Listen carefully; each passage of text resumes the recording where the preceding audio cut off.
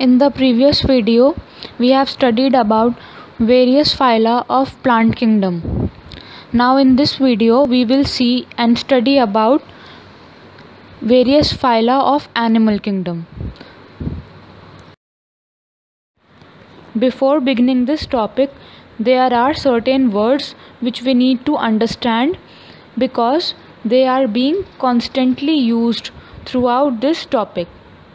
So let's see what are they. What is radial symmetry and what is bilateral symmetry?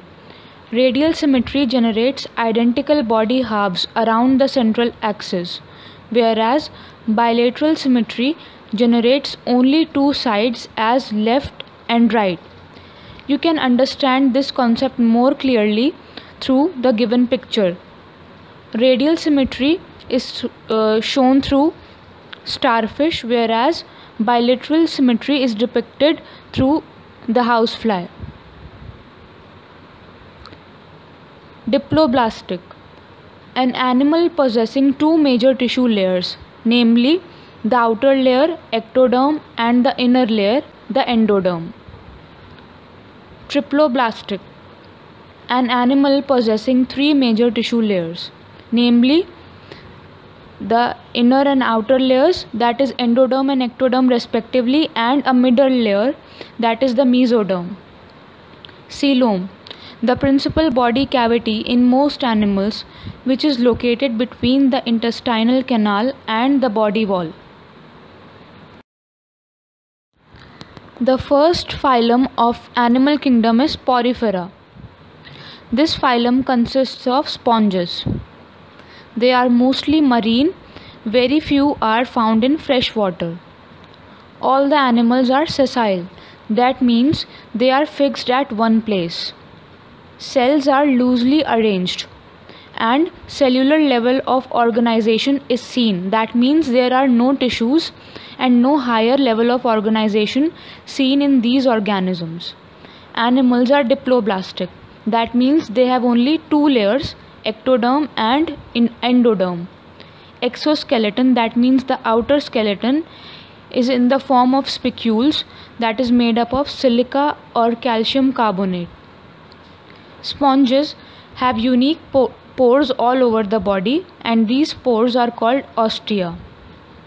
Since they are mostly aquatic, water from outside enters the body through those pores that are called ostia and leaves through one large opening that is called osculum. There is a canal system that helps in circulating water throughout the body in order to bring food and oxygen to the organism. These animals are covered with a hard outside layer or skeleton. The second phylum of animal kingdom is Coelenterata.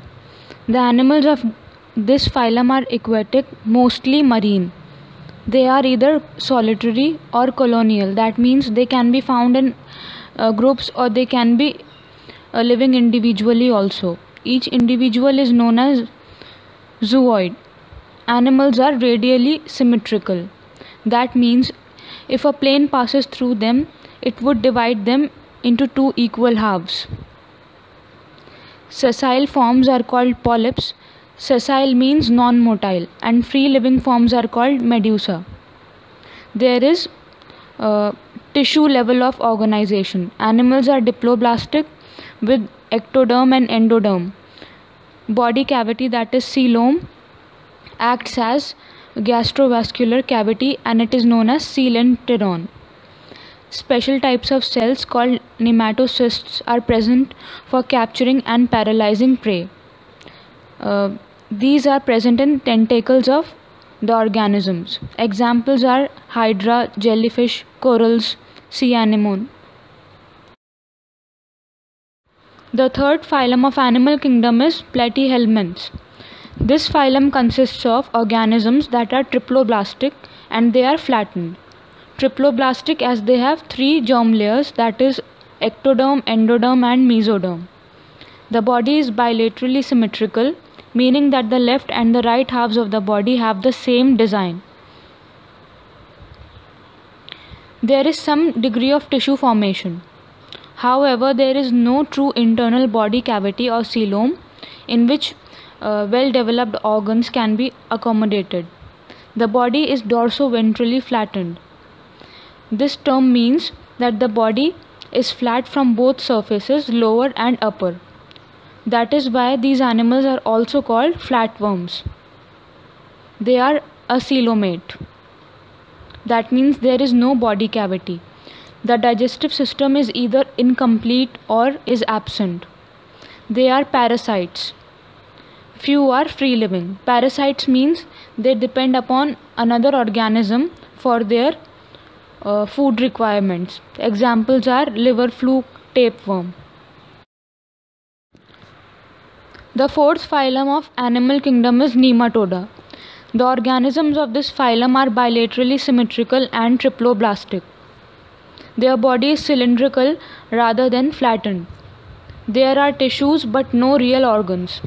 These are very familiar as parasitic worms causing diseases such as the worms causing elephantiasis, which is caused by filarial worm, or the worms in the intestine, commonly known as roundworms or pinworms. Pseudocoelom, that is false coelom, is present. They have a tubular digestive system with openings at both the ends. That means they have a mouth and anus. They are endoparasites. That means they live inside the body of the host. Their mouth is provided with hooks and suckers, which helps them to get attached to the body of the host. Examples are ascaris, hookworm, filarial worm. The fifth phylum of animal kingdom is Annelida. These organisms have bilateral symmetry and they are triploblastic. They are mostly aquatic but few are terrestrial. These are the first organisms to have a true coelom.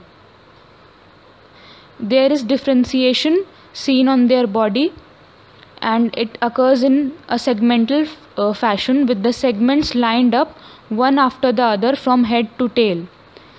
Coelom is compartmentalized by intersegmental septa. Body is long and metamerically segmented. That means segmentation from outside and inside of the body. Examples are leech and earthworm.